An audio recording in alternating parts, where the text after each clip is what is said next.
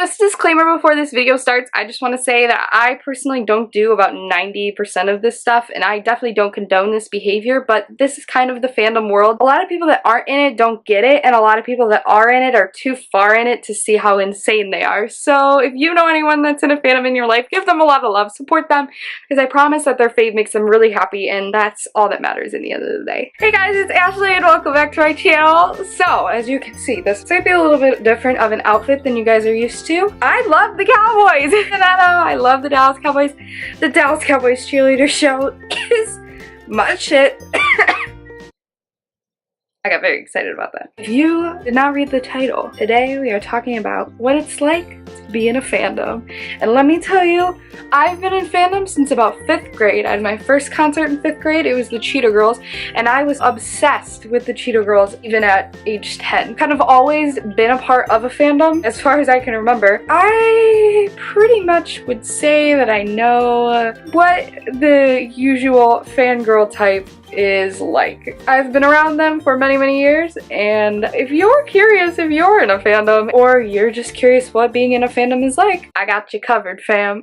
So being in a fandom is kind of insane, not gonna lie. It is a lot of hours of no sleep, a lot of money spent, and it's a lot of emotions over people that don't even most of the time know who you are. But, you know, you can't help it. That's what you want to do with your life, you do you, boo-boo. One of the things about fandoms that a lot of people don't think about is the amount of money that you will pay to be a part of that fandom and let your fave know that you are in their fandom. For example, this is Julian Solomito's watch. Now, I wouldn't say I'm a part of their fandom. First of all, they don't really have a fandom. It's called the Dink Fam. I got this out of pure love for Julian. He is a great individual and a great internet friend of mine, and I'm very lucky to have him in my life. So I got that out of support for him. But people that are in the Dink Fam, I bet you every single one of them got this watch. Same with Jenna Marbles Pop Sockets. I love Jenna. I've loved Jenna since, as I've talked about before, since literally JMori66. I've been here since then, and I have the original Jenna Marbles Pop Sockets, and then I just bought today, myself and my sister, the new one. That's just one example. If your fave comes out with, you know, any sort of perfume line, any sort of skincare line, any sort of, I don't know, is sponsored by something, like a lot of YouTubers are sponsored by Best Fiends.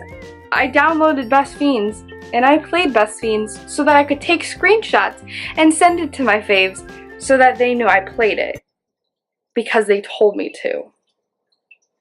That's fucked up. And I have all of Ari's perfumes. She's come out with 2. I have literally every single piece of them. Like, I have the bobble hat. I have the actual box that, like, was only available during the holiday months. I have, like, the actual box. Demi, I have the original skincare line. The original one. That, like, is no longer available. It doesn't exist. I have the original one. That's the shots that you saw. I also, for Christmas, got the new one. Mind you, with my original one, Demi signed a bag for me, so I have a signed bag. And I have the box that the original one came in, because I won't get rid of it. I have a problem. When I'm talking about, like, spending a lot of money, I followed the Victoria's Secret Angels for years. I always joke around that the fashion show is like my Christmas. It's my favorite day of the year. I love the fashion show. I love finally seeing the girls that I've loved for years and followed when they first started on their VS runway career, and now getting wings, and now, like, Candace started the show this year and I literally cried. She got the fantasy bra last year. Like, it was amazing and so much, and I just really had to celebrate. I bought the actual robe that they wear. It was a lot of money. I bought it and didn't give a shit because I needed to buy it because I was so happy and this is the greatest year of the fashion show and this, that, and the other thing, and I had to have it, and now I'm out of a lot of money. I have a whole drawer, signed books, signed shirts, a bunch of signed posters, meet and greet stuff, lanyards, a whole bunch of shit that I won't let anyone touch and that has to be kept away so that no one ruins it, that I like to call my fandom drawer, and eventually it will go on my fan wall, which is right over here. If you have a fan wall, you know you're pretty far in. But that is definitely one thing that a lot of people don't think about, and if you're in the music industry fandom, you will have all the CDs on CD. You will have it on your phone. You would have bought it on a digital download. And, you know, if they have a vinyl, you're gonna have that stupid vinyl because you need to support your fave as much as you can. And, you know, if you come into a fandom late, you better have all those other CDs that you missed out on because you need to support your fave. A good thing about being in a fandom, I guess, is you get a lot of free shit, but is it free? For example, I had a Demi Nick meet and greet. I had sound check. I had the Demi inspirational talk thing. I can't remember the exact name of it now. I think I had one more thing too. I had literally at the Nick and Demi concert that I had every single thing that you could get. Literally, if it was available, I had it. So I got a lot of free shit out of that.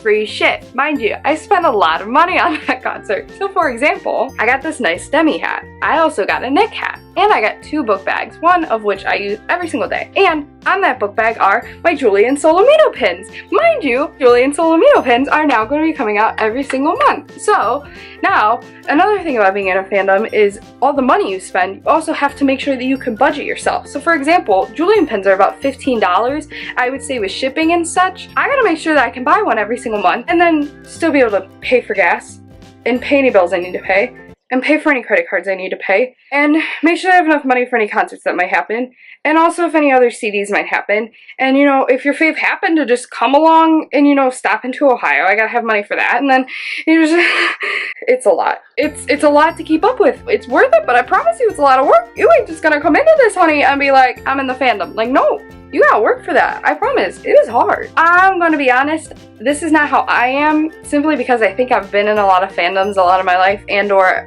I know a lot of the people that I look up to, so I don't really have this feeling, but I know a lot of people kind of freak out when their faves post online.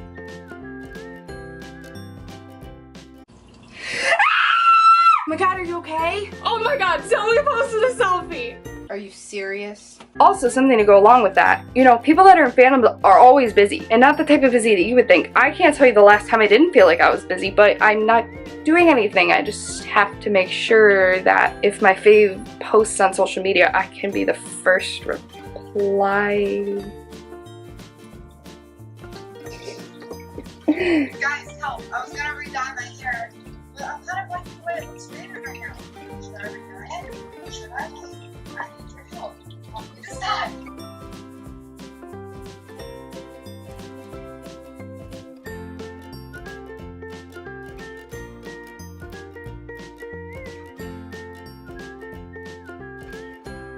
Or I can be there to watch a YouTube video if they post a new video. You just always have to be there. You have to make sure that you are the first person. You have to make sure that they know you exist. Something else that I've kind of noticed with fandoms that has happened is doing what your fave likes to do. Like for example, with Jen and Julian, they're vegan. And being vegan is amazing. That's an amazing cause to support, but all of a sudden a lot of people are becoming vegan that like them. And same thing with like Colleen. She plays uke, and a lot of people all of a sudden are playing ukulele that like YouTube. Hey, I have to ask you something. So I've been thinking about doing this thing for a while. I think I'm gonna try to play ukulele. Well, why? Because Colleen does it. Oh, you know, I've kind of always wanted to try it. And no one wants to admit that's why, but I bet you that's why all of a sudden everyone that likes Colleen Ballinger plays ukulele, even though none of them have ever played ukulele before. By the way, I played a lot of musical instruments in high school, so I kind of had a pass on this one. And my mom saw me watching Colleen play, so that's why she bought me one, but like, I would have gotten one anyway, so I'm just giving myself an excuse to not be under this category. Okay, thanks. If you are in the music industry fandom, which means you have a fave that's in the music industry, you will know the horrors of general admission. Let's pray for all the souls that have been crushed during general admission. Dear God, please heal the souls that have been murdered by general admission. The people that stayed up all night and all day just to see their faves and to hug them. For somebody else that just got to the show 20 minutes ago to push them away, please help them. Do not punch that person in the face. Please also remind the person that just got here that karma will get them. Amen. No, but really though, general admission, I know I've had my fair share of general admission shows and I hate them. I know some people really like them because you pay 20 bucks, you get first row, where a lot of the times you have to pay $400, $300, $200 to get front row. I'd rather pay the money But that's just how I am. I'm a control freak. I like to make sure that I know where I'm supposed to be, and I hate getting there really early. Like, for example, I've gotten to a show at like 8 a.m. I drove 2 hours away to a show at 3 a.m. Got there, gates were closed. We didn't know the gates were closed, so we were actually gonna stay outside across the street from a cemetery in the middle of literally bumfuck nowhere Columbus, just to be able to be front row for a show. It's happened. And you know, I've seen many people and talked to many people that have gotten their shows 3 days early, 4 days early. I know that Brazil is a huge fandom culture.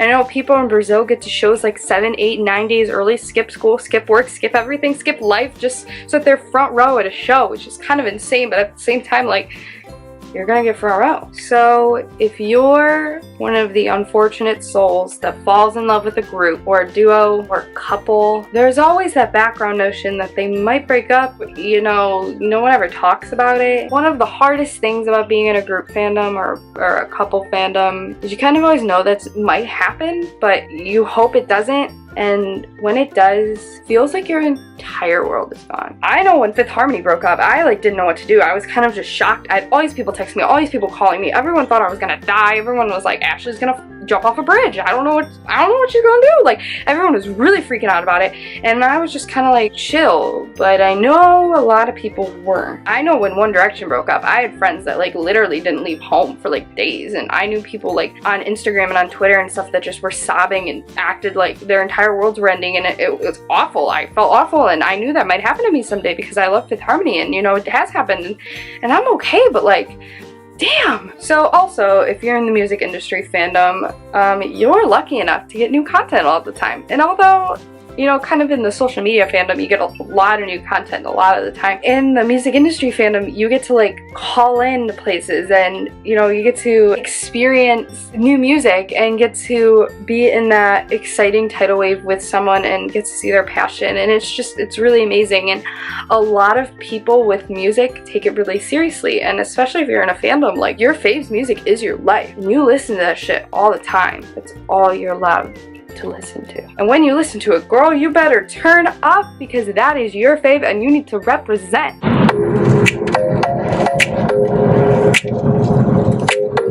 didn't mean it, no, I didn't mean it, no, hey, can't seem to let you go. I don't disturb something he knows. Dirty secrets that I keep. Does he know it's killing me? Cause I don't wanna fall in love. If I ever get that, tear me apart. She's slipping away, I'm slipping away. I'ma make it harder. I'm sending pic after picture. I'll get you fired. I think I'd have a heart attack. I know what you did last summer. And about you makes me feel like the picture's on her phone. She's not coming home. I'm not coming home. But when it comes to you, I'm never good enough. When I don't care, baby, you're the boss at home. You don't gotta go to work. Tell me where you've been. Alright guys, that's gonna be the end of the video for today. I hope you learned something if you aren't in a fandom. And if you are in a fandom, I hope you at least do one of these things, and that I'm just not surrounded by crazy people. It's possible. But let me know in the comment down below if you do any of these things. Is there anything I missed? Maybe I need to do a part 2. Maybe there's a bunch of stuff I missed that I don't even know that goes on. I'd like to say that I'm pretty far out of the fandom world now. You know, I'm still pretty involved with social media and stuff, but like with the craziness of it, I'm not really involved in a lot of it. I feel like I've just kind of grown out of it. Not only that, but a lot of the people I follow know me pretty personally now. I don't know, I feel like I've really stepped out of that role. So let me know if there's anything that I missed that you think are really vital to being in a fandom. Make sure to leave a like on this video and subscribe to my channel, because I make new videos every single week. And as you can tell, this is going to be the new format. You know, I'm going to do a lot more fandom stuff. I don't know, I think it's going to be a lot of fun. I really love these formatted videos, and I feel like there isn't a place for people to come for, like, I don't know, someone to understand them and their fandom obsessions, because I promise I understand. I've been in it for so many years, and I will be your mom. Come here, let me be your mom. Come here. Yeah. Well, that was nice. Good hug. Good hug. Good hug. I like it. Alright guys, remember, I love you more than you will ever know, and I will see you next week. Bye guys. Greatness plus greatness equals greatness. The funny thing is these are fucking Fifth Harmony sunglasses.